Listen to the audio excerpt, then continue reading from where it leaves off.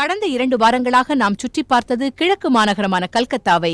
இந்த முறை நாம் காணப்போவது தென்னகத்தின் மாநகரமான சென்னையின் முதல் பாகம்.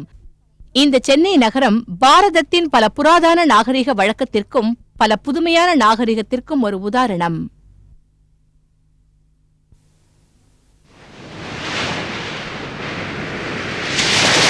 பாரதத்தின் தென்பகுதி கடற்கரை முக்கியமான ஒன்று.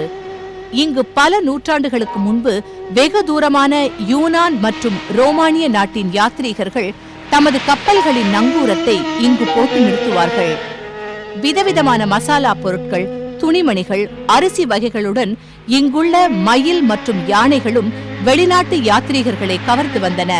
பாரதத்தின் கலாச்சாரம் இந்த கடற்கரைகளில்தான் உருவானது. இது தமது ஆழமான பாதிப்பை இப்பகுதியை ஒட்டிய அனைத்து தெற்கு தேசங்களின் வாழ்க்கை முறை, பழக்க வழக்கம் மற்றும் மத நம்பிக்கைகள் மீது ஏற்படுகிறது. புராண கால யாத்ரீகர்கள் கட்டை மர கப்பல்களின் மூலமாக இந்த சஞ்சலிக்கும் கடல் நீரை கடப்பார்கள். பல நூறு ஆண்டுகளுக்கு பிறகும் இங்குள்ள மீனவர்கள் இன்றைக்கும் கட்டைகளால் உருவான இந்த மரப்பலகை மீது ஏறி தமது போராட்டத்தை இந்த விசாலமான கடலுடன் நடத்தி வருகிறார்கள்.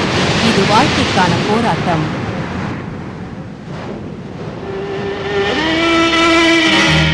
இந்த கடல் பகுதி கடந்த காலத்தில் பல்லவர்களின் முக்கிய துறைமுகமாக திகழ்ந்தது.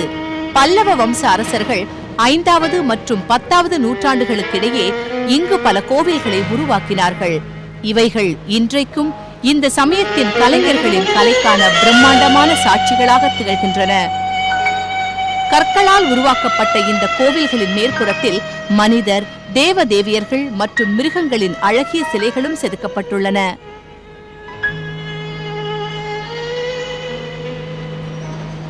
ஒருபுறம் கடலின் வசீகர அலைகள் மகாபலிபுரத்தின் இந்த சிலைகளுடன் மோதிய வண்ணம் உள்ளன.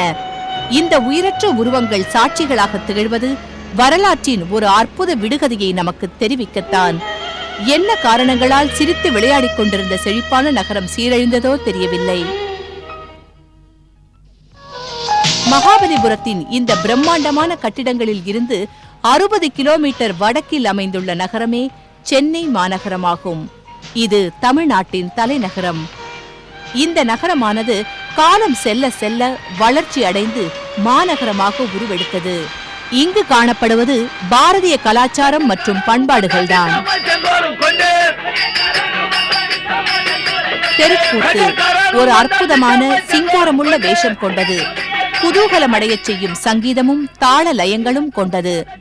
தென்னிந்தியாவின் ஒரு பிரபலமான, மக்கள் விரும்பி அனுபவிக்கும் அற்புதமான கலை, சாதாரண மக்களின் பொழுதுபோக்கு. கலைஞர்களுக்கு கருப்பொருட்கள் பாரதத்தின் புராண கதைகளில்தான் கிடைக்கிறது. இங்கு நாம் காண்பது மகா காவியமான மகாபாரதத்தின் ஒரு காட்சி நடு இரவில் நடக்கிறது. இத்தகைய வரலாற்று பாரம்பரியங்களுடன் இணைந்து காணப்படுவதற்கு பிறகும் வரலாற்று வல்லுநர்கள் கூற்றுப்படி சென்னை நகரம் 350 வருட பழமையானதுதானாம். இந்த நகரம் கிபி 1639 ஆகஸ்ட் 22 கிழக்கு இந்திய கம்பெனியின் ஒரு பிரதிநிதியான பிரான்சிஸ் டேவிற்கு ஒரு வியாபாரத்திற்காக கொடுக்கப்பட்டதாம். இன்று அங்குதான் விசாலமான சென்னை நகரம் காட்சியளிக்கிறது. அந்த ஆங்கிலேயர்கள் இந்த நகரத்தை விட்டு சென்று விட்டாலும் இன்றைக்கும் சென்னை மாநகரம் நமது மனதை கொள்ளை கொள்ளும் கடந்த காலத்தின் அழகை மிளிரவே செய்கிறது.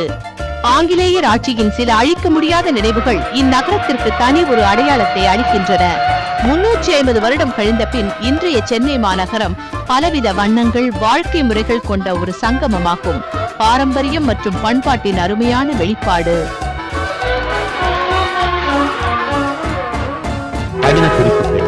சென்னை தென்னிந்தியாவின் ஒரு முக்கிய பெரிய நகரமாக இருப்பதோடு கலாச்சாரம் மற்றும் வரலாற்று முக்கியத்துவம் பெற்ற மகாநகரமாகும்.